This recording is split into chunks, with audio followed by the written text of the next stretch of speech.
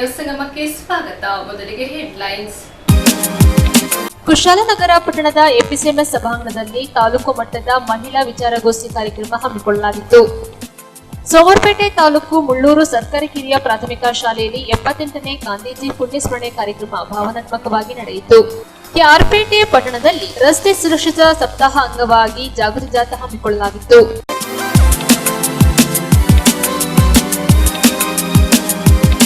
ಕುಶಾಲನಗರ ಪಟ್ಟಣದ ಎಪಿಸಿಎಂಎಸ್ ಸಭಾಂಗಣದಲ್ಲಿ ಶ್ರೀ ಕ್ಷೇತ್ರ ಧರ್ಮಸ್ಥಳ ಗ್ರಾಮಾಭಿವೃದ್ಧಿ ಯೋಜನೆ ಬಿಸಿ ಟ್ರಸ್ಟ್ ಕುಶಾಲನಗರ ಹಾಗೂ ಸೋಮವಾರಪೇಟೆ ತಾಲೂಕು ವತಿಯಿಂದ ಮಹಿಳಾ ವಿಚಾರಗೋಷ್ಠಿ ಹಮ್ಮಿಕೊಳ್ಳಲಾಗಿತ್ತು.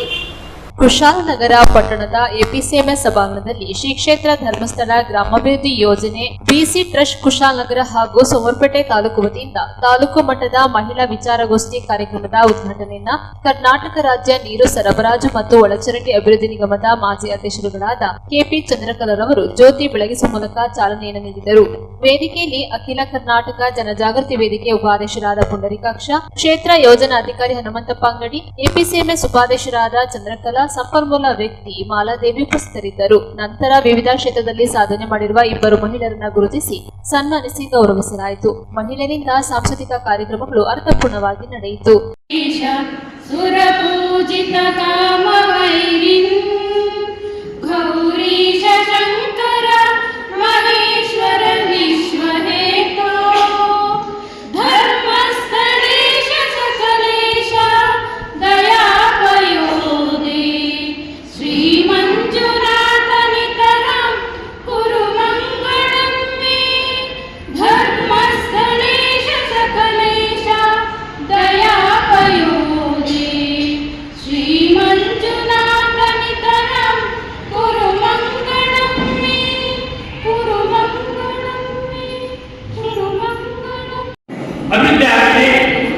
ಕುಟುಂಬ ಅಭಿವೃದ್ಧಿಯಾಗಲಿ, ಗ್ರಾಮ ಅಭಿವೃದ್ಧಿಯಾಗಲಿ, ಗ್ರಾಮ ಅಭಿವೃದ್ಧಿಯಾಗಲಿ, ನಮ್ಮ ರಾಜ್ಯ ಇರ್ಬೋದು, ನಮ್ಮ ದೇಶ ಇರ್ಬೋದು, ಇವೆಲ್ಲವೂ ಕೂಡ ಅಭಿವೃದ್ಧಿ ಆಗುತ್ತೆ. ಇದಕ್ಕಿಂತ ನಿಟ್ಟಿನಲ್ಲಿ ಇಂತನೂ ಹೆಚ್ಚಿನಾಗಿರ್ತದೆ.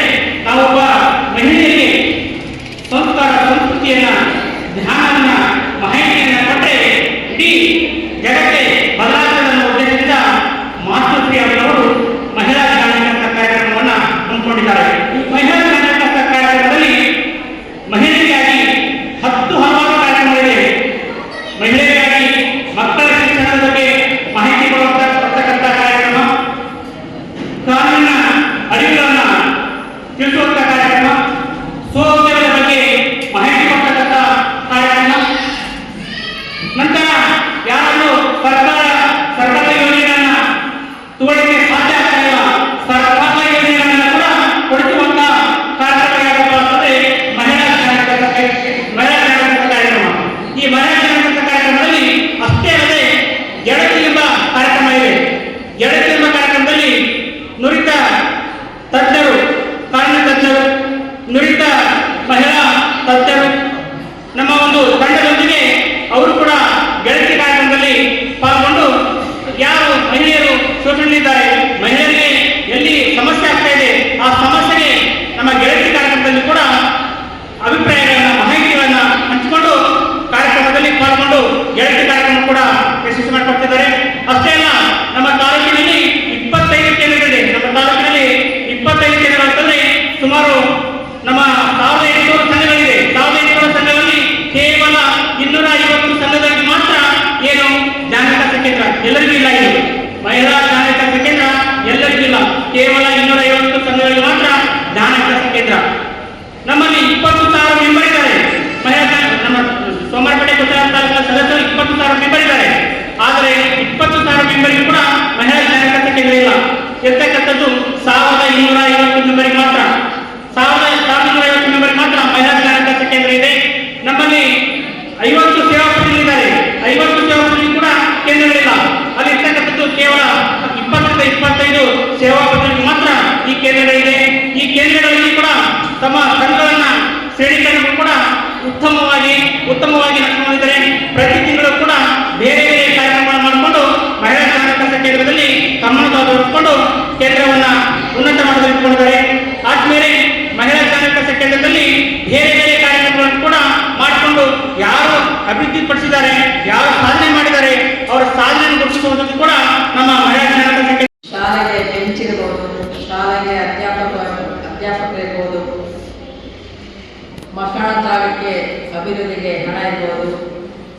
ಡೈರಿಗಳ ಇರ್ಬೋದು, ಹಲವಾರು ಯೋಜನೆಗಳನ್ನ ಬಹುಶಃ ಒಂದಲ್ಲ ಎರಡಲ್ಲ, ಬಹುಶಃ ನಿಮ್ಮ ಕಾರ್ಯಕ್ರಮಗಳನ್ನ ನೋಡ್ತಾ ಇದ್ರೆ ನೀವೇ ಒಂದು ಸರ್ಕಾರ ಮಾಡೋಷ್ಟು ಕಾರ್ಯಕ್ರಮಗಳನ್ನ ನೀವು ಹಾಕೊಂಡಿದ್ದೀರಿ, ರೂಪಿಸಿದ್ರಿ. ತುಂಬ ಸಂತೋಷ. ಈ ಸಂಸ್ಥೆ ಎಲ್ಲ ಬಹುಶಃ ಇವತ್ತು ಹೇಳಿದ್ರೆ ಎಷ್ಟೋ ಕೋಟಿ ಲಾಭದಾಯಕವಾಗಿದೆ, ಮಾಡೋದ್ರಲ್ಲಿ ಎಷ್ಟು ಲಾಭ ಇದೆ ಅಂತ ಹೇಳ್ಬೋದು. ಸಂತೋಷ. ಇದೇ ರೀತಿ ಉತ್ತಮವಾಗಿ ಬೆಳೀಲಿ ಅಂತ ನಾನು ಹೇಳ್ತಾ, ಮಹಿಳಾ ಸಬಲೀಕರಣದ ವಿಚಾರವನ್ನು ಕೂಡ ಮಾತಾಡಿದ್ರು. ಆರೋಗ್ಯವಂತ ಕುಟುಂಬದಲ್ಲಿ ಮಹಿಳೆಯರ ಪಾತ್ರ ಅಂತ ಬಹುಶಃ ಎಷ್ಟು ಉಪಯುಕ್ತವಾಗಿ ಉಪಯೋಗ ಆಗ್ತಾ ಇರೋದು ಬಹುಶಃ ಈ ಧರ್ಮಸ್ಥಳ ಯೋಜನೆಯಲ್ಲಿ ಬಹುಶಃ ಮಹಿಳೆಯರಿಗೆ ಅಂತೇಳಿ ನಾನು ಹೇಳಲಿಕ್ಕೆ ಇಚ್ಛೆಪಡ್ತೀನಿ. ಬಹುಶಃ ಎಷ್ಟೋ ಸಲ ನಾವು ನೋಡ್ತೀವಲ್ಲ, ಮನೆಗೆ ಬಂದಾಗೆಲ್ಲ ನಾವು ನೋಡ್ತಾ ಇರ್ತೀವಿ, ಇವತ್ತು ಧರ್ಮಸ್ಥಳದ ಮೀಟಿಂಗ್ ಇದೆ ಅಂತ ಹೇಳಿ. ಬಹುಶಃ ನೀವೆಲ್ಲ ಎಡಿಕ್ಟ್ ಆಗಿರೋದು ಯಾಕೆ ಅಂತಂದರೆ, ಧರ್ಮಸ್ಥಳ ಅಂತಿದ್ರೆ ಎಲ್ಲೋ ಒಂದು ಕಡೆ ಕೈ ಕೊಟ್ಬಿಡ್ತೀವಿ. ಆ ದೇವರಿಗೆ ಎಷ್ಟು ಹೇಳಿದ್ರು ಕೂಡ ಆ ರೀತಿ ನಡ್ಕೊಂಡು ಬಂದಿದ್ದೀವಿ. ಅದಕ್ಕೆ ನಿಮ್ಮೆಲ್ಲರಿಗೂ ಕೂಡ ನನ್ನ ಹೃದಯಪೂರ್ವಕವಾದ ವಂದನೆಗಳನ್ನ ಈ ಸಂದರ್ಭದಲ್ಲಿ ನಾನು ಹೇಳಲಿಕ್ಕೆ ಇಚ್ಛೆ ಪಡ್ತಾ, ಯಾವ ವಿಚಾರ ತಗೊಂಡು ಕೂಡ ಇವತ್ತಿನ ಸಂದರ್ಭದಲ್ಲಿ ಧರ್ಮಸ್ಥಳದವ್ರು ಮಾಡೋಂಥ ಕೆಲಸನ ಬಹುಶಃ ನಮ್ಮ ಶ್ರೀಶಕ್ತಿ ಇರ್ಬೋದು, ಸ್ವಸಹಾಯ ಗುಂಪುಗಳಿರ್ಬೋದು, ಅದಕ್ಕಿಂತ ಒಂದು ಪಟ್ಟು ಮೇಲೆ ಅವರು ಕೆಲಸ ಮಾಡ್ತಿದ್ದಾರೆ ಇಂಥ ಸಂದರ್ಭದಲ್ಲಿ ನಾನು ಹೇಳಲಿಕ್ಕೆ ಇಚ್ಛೆಪಡ್ತೀನಿ. ಮತ್ತು ನಾವು ನಮಗೂ ಕೂಡ ಲಾಸ್ಟ್ ಟೈಮ್ ನಾವು ಕೇಳಿದೆವು, ನನಗೆ ಹಲವಾರು ಯೋಜನೆಗಳು ನಮ್ಮ ಗಮನಕ್ಕೆ ಬರೋದಿಲ್ಲ, ನಮಗೆ ಬೇಕಿತ್ತು ಒಂದು ಅಧ್ಯಾಪಕರು ಬೇಕಿತ್ತು, ಅದು ವೇಕೆನ್ಸಿ ಇತ್ತು. ನಾವು ಕೂಡ ಕೇಳಿದಾಗ ಅದನ್ನು ಇಮಿಡಿಯೇಟಾಗಿ ಮಾಡ್ಕೊಡ್ತೀವಿ. ನಾವೇ ಮಾಡೋಕ್ಕಾಗ್ತಾ ಇರಲಿಲ್ಲ. ನಾವು ಕೂಡ ಸರ್ಕಾರದ ವತಿಯಿಂದ ಯಾರು BDP ಇರ್ಬೋದು, BO ಇರ್ಬೋದು, ಯಾರಿಗೂ ಕೂಡ ಇಮಿಡಿಯೇಟಾಗಿ ಆ ತರಿಸುವಂಥ ಕೆಲಸನ ಅವ್ರು ಮಾಡೋಕ್ಕಾಗ್ತಿಲ್ಲ. ಬಟ್ ಧರ್ಮಸ್ಥಳದ ಸಂಸ್ಥೆಯವರು ನಮಗೂ ಕೂಡ ಮಾಡಿದ್ದಾರೆ. ಒಂದು ಬೆಂಚ್ ಬೇಕು ಅಂತ ಹೇಳಿದ್ರೆ ನಮಗೆ ಇಷ್ಟು, ನನಗೂ ಕೂಡ ಈ ನಡುವೆ ಒಂದು ಸಂಸ್ಥೆಗಳು ಬೇಕಾದಷ್ಟು ವರ್ಷ ಆದರೂ ಕೂಡ ಈ ನಡುವೆ ನನಗೆ ಅರ್ಥ ಆಗ್ತಿದೆ ಅಷ್ಟೇ, ಇಷ್ಟು ಸವಲತ್ತುಗಳನ್ನ ಈ ಸಂಸ್ಥೆ ಒದಗಿಸ್ತಾ ಇದೆ. ತುಂಬ ಸಂತೋಷ. ಈ ಥರನೇ ನಡ್ಕೊಂಡು ಹೋಗಿ ಎಲ್ಲರ ಇಟ್ಕೊಳ್ಬೇಕು. ಯಾವುದೇ ಕಾರಣಕ್ಕೂ ಕೂಡ ಮಕ್ಕಳನ್ನ ಶಾಲೆಯಿಂದ ವಂಚಿತರಾಗಿ ಮಾಡಬಾರದು ಅಂತ ಹೇಳಿ ಕೇಳ್ಕೊಳ್ತಾರೆ. ಶ್ರೀ ಕ್ಷೇತ್ರ ಧರ್ಮಸ್ಥಳ ಸಂಘದವರು ಬಹಳಷ್ಟು ಅಭಿವೃದ್ಧಿ ಕೆಲಸಗಳನ್ನ ಈಗಾಗಲೇ ಮಾಡ್ಕೊಂಡು ಬಂದಿದ್ದಾರೆ. ಅದು ಹೇಳಲಿಕ್ಕೆ ಹೋದರೆ ಸಾವಿರಾರು ಕಾರ್ಯಕ್ರಮಗಳಿವೆ, ಸಾವಿರಾರು ಕೋಟಿ ರೂಪಾಯಿಗಳನ್ನ ಸಾಲ ಅನುದಾನಗಳನ್ನ ಕೊಟ್ಟಿದ್ದಾರೆ. ಈಗಾಗಲೇ ಮೇಡಮ್ ಅವರು ಹೇಳಿದ ಹಾಗೆ ರುದ್ರಭೂಮಿ ಅಭಿವೃದ್ಧಿ ಆಗಿರ್ಬೋದು, ಶಾಲಾ ಅಭಿವೃದ್ಧಿ ಆಗಿರ್ಬೋದು, ಶಾಲಾ ಕೋಚಿಗಳು, ಟೀಚರ್ಸ್ ಇರತಕ್ಕಂಥ ಜಾಗದಲ್ಲಿ ಕೂಡ ಟೀಚರ್ಸ್ನ ಕೊಟ್ಟು ಅಭಿವೃದ್ಧಿಯನ್ನ ಮಾಡಿದ್ದಾರೆ. ಅವ್ರನ್ನ ಎಷ್ಟು ಹೇಳಿದ್ರು, ಎಷ್ಟು ಹೊಗಳಿದ್ರು ಸಾಕು. ಅವರು ಮಹಾತ್ಮ ಗಾಂಧಿ ಕಂಡಂಥ ಕನಸನ್ನ ನೆನಸು ಮಾಡಲಿಕ್ಕೆ ಹೊರಟು ಈಗ ನೆನಸನ್ನು ಮಾಡಿಕೊಂಡು ಇದ್ದಾರೆ. ನಾವೆಲ್ಲರೂ ಸಹ ಇಷ್ಟು ಬೆಳಗ್ಗೆನೆ ಎಲ್ಲ ಕಾರ್ಯಕ್ರಮಗಳನ್ನು ಮುಗಿಸಿ, ಹೆಣ್ಮಕ್ಳಿಗೆ ಜವಾಬ್ದಾರಿಗಳು ಜಾಸ್ತಿ ಗಂಡಸರಿಗಿಲ್ಲ. ಮನೆಯಲ್ಲಿ ಮಕ್ಕಳನ್ನ ನೋಡಿಕೊಂಡು, ಹಸುಕರನ್ನ ನೋಡಿಕೊಂಡು, ಗಂಡನ ನೋಡಿಕೊಂಡು, ಅಡುಗೆ ಮಾಡಿ, ಕಾಸು ಪ್ರತಿಯೊಂದು ಮಾಡಿ ಜವಾಬ್ದಾರಿಯಾಗಿ ತಾವೆಲ್ಲರೂ ಬಂದಿದೆ. ನಿಜವಾದ ಹೆಮ್ಮೆ, ತುಂಬ ಸಂತೋಷ ಆಗ್ತದೆ.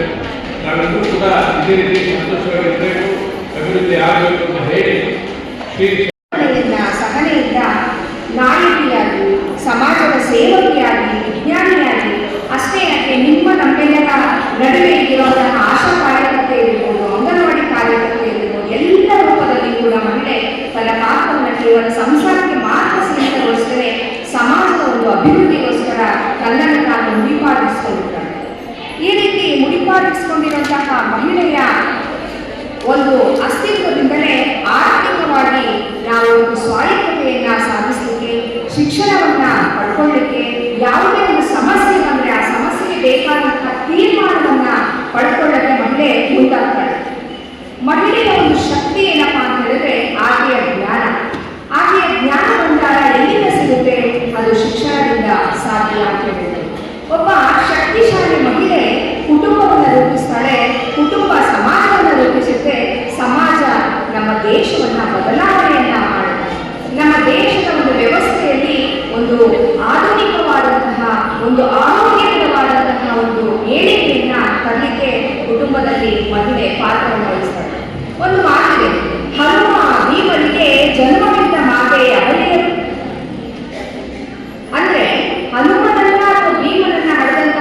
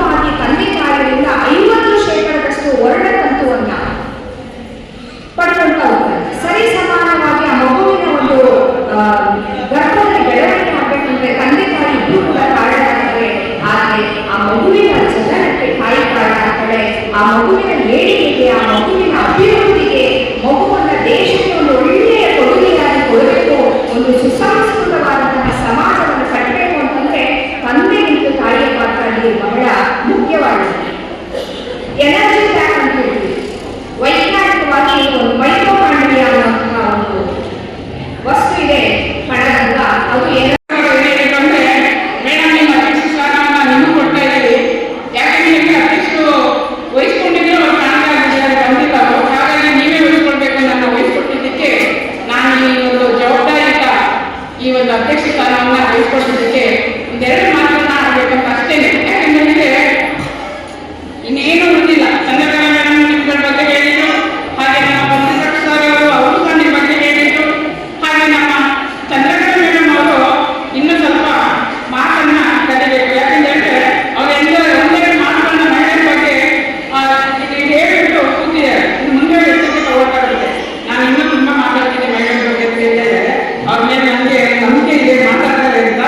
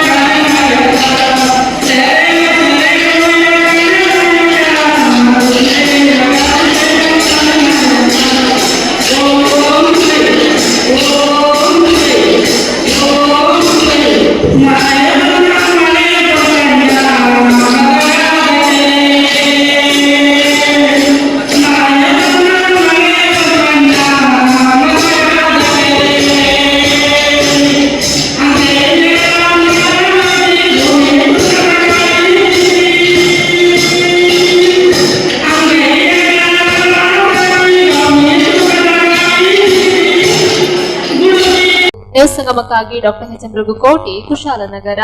ಕೊಡಗು ಜಿಲ್ಲೆ ಮುಳ್ಳೂರಿನಲ್ಲಿ ರಾಷ್ಟ್ರಪಿತ ಮಹಾತ್ಮ ಗಾಂಧೀಜಿಯವರ 78ನೇ ಪುಣ್ಯಸ್ಮರಣೆ ಕಾರ್ಯಕ್ರಮ ಆಚರಿಸಲಾಯಿತು. ಇಂದು ರಾಷ್ಟ್ರಪಿತ ಮಹಾತ್ಮ ಗಾಂಧೀಜಿ ಹುತಾತ್ಮರಾದ ದಿನವನ್ನು ರಾಷ್ಟ್ರೀಯ ಹುತಾತ್ಮ ದಿನವನ್ನಾಗಿ ಆಚರಿಸುವ ಅಂಗವಾಗಿ ಸರ್ಕಾರಿ ಕಿರಿಯ ಪ್ರಾಥಮಿಕ ಶಾಲೆ ಮುಳ್ಳೂರಿನಲ್ಲಿ 78ನೇ ಗಾಂಧೀಜಿ ಪುಣ್ಯಸ್ಮರಣೆಯನ್ನು ಅತ್ಯಂತ ಭಾವನಾತ್ಮಕವಾಗಿ ಆಚರಿಸಲಾಯಿತು.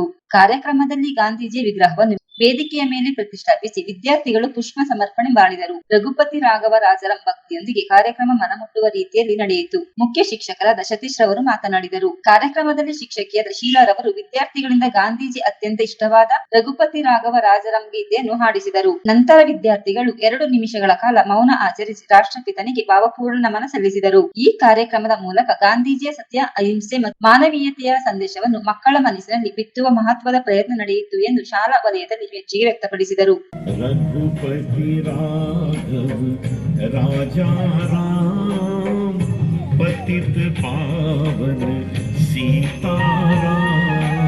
रघुपति राघव राजा राम पतित पावन सीताराम। सीताराम सीताराम भज प्यारे मन सीताराम। सीताराम सीताराम भज प्यारे मन सीताराम। ನ್ಯೂಸ್ ಸಂಗಮಕ್ಕಾಗಿ ಧನ್ಯ, ಕುಶಾಲನಗರ. ಶಿವಮೊಗ್ಗ ಜಿಲ್ಲೆ ಸಾಗರದ ಶ್ರೀ ಮಾರಿಕಾಂಬಾ ಜಾತ್ರೆಗೆ ವಿಶೇಷವಾಗಿ 30ಕ್ಕೂ ಹೆಚ್ಚು ವಿವಿಧ ಆಕರ್ಷಕ ಅಮ್ಯೂಸ್ಮೆಂಟ್ ಆಯೋಜಿಸಲಾಗಿದೆ ಎಂದು ಗೋಷ್ಠಿಯಲ್ಲಿ ತಿಳಿಸಿದ್ದಾರೆ. ಶಿವಮೊಗ್ಗ ಜಿಲ್ಲೆ ಸಾಗರದ ಜನವರಿ 31ರಂದು ಸಾಗರದ ಶ್ರೀ ಮಾರಿಕಾಂಬಾ ಜಾತ್ರೆ ಫೆಬ್ರವರಿ 3ರಿಂದ ಫೆಬ್ರವರಿ 11ರವರೆಗೂ ನಡೆಯಲಿದ್ದು, ಪ್ರಸಕ್ತ ಜಾತ್ರೆಗೆ ವಿಶೇಷವಾಗಿ 30ಕ್ಕೂ ಹೆಚ್ಚಿನ ವಿವಿಧ ಆಕರ್ಷಕ ಅಮ್ಯೂಸ್ಮೆಂಟ್ ಆಟಿಕೆಗಳನ್ನು ತರಲಾಗಿದೆ ಎಂದು ಅಮ್ಯೂಸ್ಮೆಂಟ್ ಟೆಂಡರ್ದಾರರಾದ ಗೌತಮ್ ವಕೀಲರು ಹೇಳಿದರು. ಅವರು ಸುದ್ದಿಗೋಷ್ಠಿಯಲ್ಲಿ ಮಾತನಾಡಿದರು. ಸ್ನೇಹಿತರುಗಳು ಹೆಸರು ಬಹಿರಂಗಪಡಿಸದೆ ಗೌಪ್ಯವಾಗಿಯೇ ಅನ್ನದಾನ ಸೇವೆಯಲ್ಲಿ ತೊಡಗಿಕೊಂಡಿದ್ದಾರೆ. ಸ್ವಚ್ಛತೆ ಹಾಗೂ ಕುಡಿಯುವ ನೀರು ಸೇರಿದಂತೆ ನಗರಸಭೆ ಮತ್ತು ಮಾರಿಕಾಂಬಾ ಸಮಿತಿ ಹಾಗೂ ಸಾರ್ವಜನಿಕರುಗಳು ಸಹಕಾರ ನೀಡುತ್ತಿದ್ದಾರೆ. ಅನೇಕರು ಅನ್ನದಾನ ಹಣ ನೀಡುತ್ತೇವೆ ಎನ್ನುತ್ತಾರೆ. ಆದರೆ ಅಂತಹ ಸೇವೆ ನೀಡುವವರ ದೈಹಿಕವಾಗಿ ಊಟ ಬಡಿಸುವುದರಲ್ಲಿ ಸೇವೆ ಮಾಡಬಹುದೇ ಹೊರತು ಹಣಕಾಸು ಪಡೆಯುವುದಿಲ್ಲ ಎಂದು ಸ್ಪಷ್ಟಪಡಿಸಿದರು. ನ್ಯೂಸ್ ಸಂಗಮಕ್ಕಾಗಿ ರವಿಸಾಗರ್, ಶಿವಮೊಗ್ಗ. ಕೆಆರ್ಪೇಟೆ ತಾಲೂಕಿನ ನಾಗಮಂಗಲದ ಪ್ರಾದೇಶಿಕ ಸಾರಿಗೆ ಇಲಾಖೆ ಹಾಗೂ ಪೊಲೀಸರು ಸುರಕ್ಷತಾ ಸಪ್ತಾಹ ಅಂಗವಾಗಿ ಜಾಗೃತಿ ಜಾಥಾ ಹಮ್ಮಿಕೊಳ್ಳಲಾಗಿತ್ತು. ಕೆಆರ್ಪೇಟೆ ಪಟ್ಟಣದಲ್ಲಿ ನಾಗಮಂಗಲದ ಪ್ರಾದೇಶಿಕ ಸಾರಿಗೆ ಇಲಾಖೆ ಹಾಗೂ ಪಟ್ಟಣ ಪೊಲೀಸರು ಸಂಯುಕ್ತವಾಗಿ ರಸ್ತೆ ಸುರಕ್ಷತಾ ಸಪ್ತಾಹದ ಅಂಗವಾಗಿ ಆಯೋಜಿಸಿದ್ದ ಜಾಗೃತಿ ಜಾಥಾ ಮೆರವಣಿಗೆಗೆ ಚಾಲನೆ ನೀಡಿ ಮಾತನಾಡಿದರು.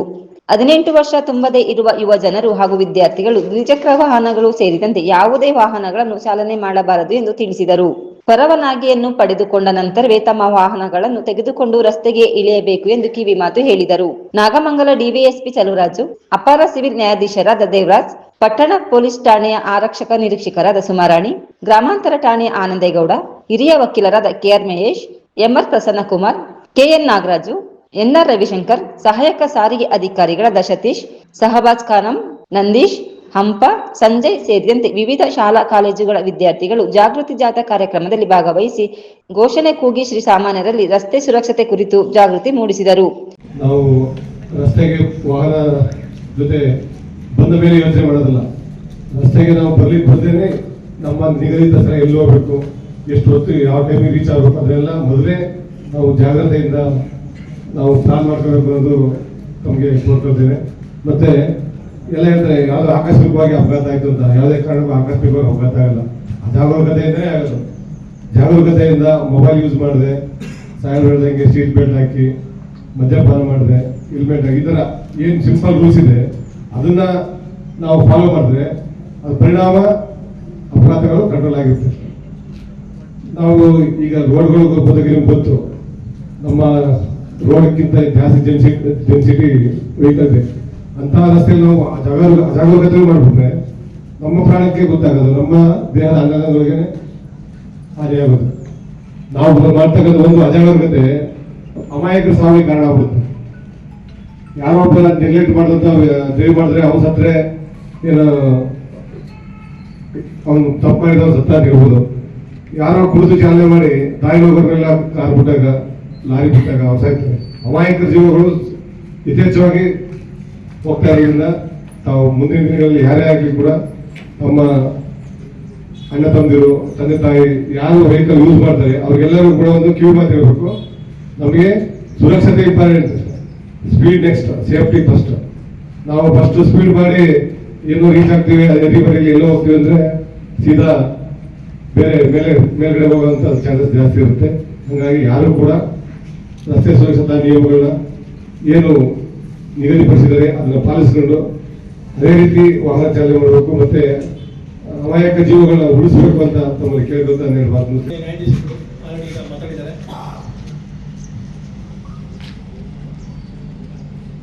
ರಸ್ತೆ ಅಪಘಾತದಿಂದ ಮಾನ್ಯ ನ್ಯಾಯಾಧೀಶರು ಈಗ ಆಲ್ರೆಡಿ ಹೇಳಿದ್ರು, ಎಷ್ಟೆಲ್ಲ ಆಗ್ತಾ ಇದೆ ದುಷ್ಪರಿಣಾಮ ಅಂತ. ನಾವು ಪ್ರತಿನಿತ್ಯ ನೋಡ್ತೀವಿ, ಒಂದು ಆಕ್ಸಿಡೆಂಟ್ ಆದಾಗ ಒಂದು ಮನೆಯಲ್ಲಿ ಅವರೇ ದುಡಿತಾ ಇರ್ತಾರೆ. ಆ ಆಕ್ಸಿಡೆಂಟ್ ಸತ್ತಾಗ ಇಡೀ ಆ ಫ್ಯಾಮಿಲಿನೇ ಸಫರ್ ಆಗ್ತಾ ಇದೆ. ನಿಜವಾಗ್ಲೂ ಅಪಘಾತದಲ್ಲಿ ಮರಣ ಗೊತ್ತಾಗ್ತಲ್ಲ, ಅದು ಆ ಇಡೀ ಫ್ಯಾಮಿಲಿನೇ ಆರ್ಥಿಕವಾಗಿ ಕುಣಿತ ಆಗುತ್ತೆ. ಮಕ್ಕಳು ಓದ್ತಾ ಇರ್ತಾರೆ, ಅವನೇ ದುಡಿತಾ ಇರ್ತಾರೆ, ಭಾಳ ಸಮಸ್ಯೆ ಆಗ್ತಾ ಇದೆ. ನೀವು ಮಕ್ಕಳಿದ್ರಲ್ಲಿ ನಾನು ನಿಮ್ಗೆ ಹೇಳಿ ಇಷ್ಟಪಡ್ತೀನಿ, ನಿಮ್ಮ ತಂದೆ ತಾಯಿ ಆಗಲಿ ಅಥವಾ ನೀವೇ ಆಗಲಿ ವೆಹಿಕಲ್ನ ಎಷ್ಟು ಜಾಗೃತಿಯಿಂದ ಓಡಿಸ್ಬೇಕಂದ್ರೆ ಎಷ್ಟೋ ಫ್ಯಾಮಿಲಿ ಮುಳುಗೋಗ್ಬಿಟ್ಟಿದೆ, ಮತ್ತು ಕೈಗಾಲು ತೊಗೊಂಡ್ಬಿಡ್ತಾರೆ, ಅವರೇ ದುಡಿತಾ ಇರ್ತಾರೆ, ಅವ್ರನ್ನೇ ಸಾಕಲಿಕ್ಕೆ ಕಷ್ಟ ಆಗುತ್ತೆ. ಹೇಳೋದಲ್ಲ, ರಸ್ತೆ ಅಪಘಾತದಿಂದ ಆಗುವ ನಾವೇ ಕಣ್ಣಾರೆ ನೋಡ್ತೀವಲ್ಲ, ನಮಗೇನೆ ದುಃಖ ಆಗುತ್ತೆ. ಈಗ ಏನಪ್ಪ ಇವರು ಇಷ್ಟೊಂದು ನೆಗ್ಲಿಜೆನ್ಸ್ ಮಾಡಿ ಅಪಘಾತಕ್ಕೆ ಕಾರಣ ಆಗ್ಬಿಟ್ರು ಅಂತ ಭಾಳ. ಅದರಲ್ಲೂ ಸಹ ನಾನು ನೋಡಿದಂಗೆ ನಮ್ಮ ನಾಗಮಂಗಲ ಕೇರ್ಪೇಟೆಯಲ್ಲಿ ಪ್ರತಿ ವರ್ಷ ಕನಿಷ್ಠ ಆದರೂ 150 ಜನ ಸಾಯ್ತಾರೆ, ಅನ್ಯಾಯವಾಗಿ ಸಾಯ್ತಾರೆ, ಅನ್ಯಾಯವಾಗಿ ಆಗುತ್ತೆ.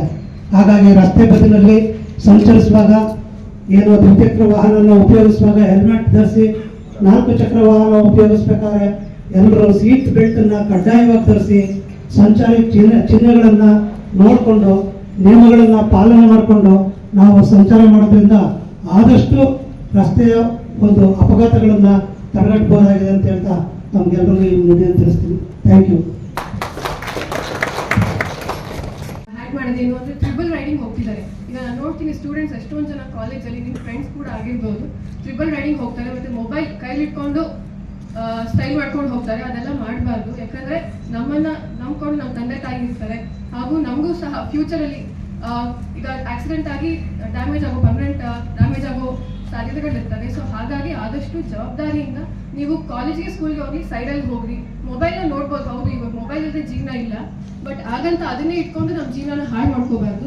ಸೊ ಹಾಗಾಗಿ ಆದಷ್ಟು ಹೆಲ್ಮೆಟ್ ಧರಿಸಿ. ಇಬ್ರು ಮಾತ್ರ ಹೋಗಿ, ಹಿಂದೆ ಕೂತಿರೋರು ಸಹ ಹೆಲ್ಮೆಟ್ ಧರಿಸ್ಬೇಕು, ಬಟ್ ಈಗ ಮುಂದೆ ಕೂತಿರೋರು ಧರಿಸ್ತಿಲ್ಲ. ಸೊ ಹಾಗಾಗಿ ನೀವು ಎಲ್ಲೇ ಕಂಡ್ರು ನಿಮ್ಮ ಮನೆಯಲ್ಲಿರೋರ ಕೂಡ ಆಗಲಿ ಅವ್ರಿಗೆ ದಯವಿಟ್ಟು ತಿಳಿಸಿ ಏನಂತ. ಗಾಡಿ ಓಡಿಸ್ಬೇಕಾದ್ರೆ ಬೆಲ್ಟ್ ಹಾಕೊಳ್ಳಿ, ಕಾರ್ ಓಡಿಸ್ಬೇಕಾದ್ರೆ ಅಥವಾ 2 ವೀಲರ್ ಓಡಿಸ್ಬೇಕಾದ್ರೆ ಹೆಲ್ಮೆಟ್ ಕಡ್ಡಾಯವಾಗಿ ಹಾಕೊಳ್ಳಿ. ಮೊಬೈಲ್ ಯೂಸ್ ಮಾಡೋದು ಬೇಡ. ಎಷ್ಟೇ ಅರ್ಜೆಂಟ್ ಇದ್ರೂ ಸೈಡಿಗೆ ಗಾಡಿ ನಿಲ್ಲಿಸಿ, ದಯವಿಟ್ಟು ಫೋನಲ್ಲಿ ಮಾತಾಡಿ ಆಮೇಲೆ ಹೊರಡಿ. ಯಾವುದೇ ರೀತಿ ಆಗಲಿ, ಏನೇ ತಪ್ಪಾಗಲಿ ಆಗೋದಿಲ್ಲ ಅಂತ ಹೇಳ್ತೀನಿ. ಮತ್ತು ಯಾವುದೇ ಪ್ರೋಗ್ರಾಮ್ಗಾಗಲಿ ಲೇಟ್ ಆದರೆ ಏನೂ ಆಗಲ್ಲ.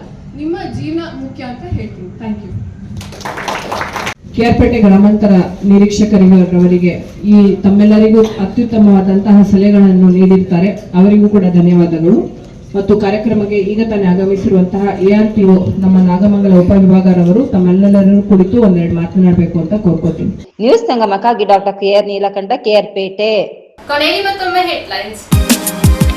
ಕುಶಾಲನಗರ ಪಟ್ಟಣದ ಎಪಿಸಿಎಂಎಸ್ ಸಭಾಂಗಣದಲ್ಲಿ ತಾಲೂಕು ಮಟ್ಟದ ಮಹಿಳಾ ವಿಚಾರಗೋಷ್ಠಿ ಕಾರ್ಯಕ್ರಮ ಹಮ್ಮಿಕೊಳ್ಳಲಾಗಿತ್ತು.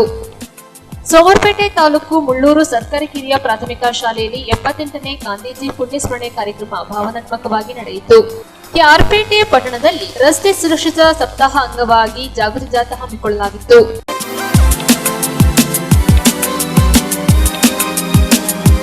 ಇಲ್ಲಿಗೆ ನ್ಯೂಸ್ ಸಂಗಮ ಮುಕ್ತಾಯವಾಯಿತು. ಸುದ್ದಿ, ಮಾಹಿತಿ, ಮನೋರಂಜನೆಗಾಗಿ ನೋಡ್ತಾ ಇರಿ ಸಂಗಮ ಟಿವಿ. ವಂದನೆಗಳೊಂದಿಗೆ ಸುಪ್ರೀತಾ ಎಲ್ಲೇ.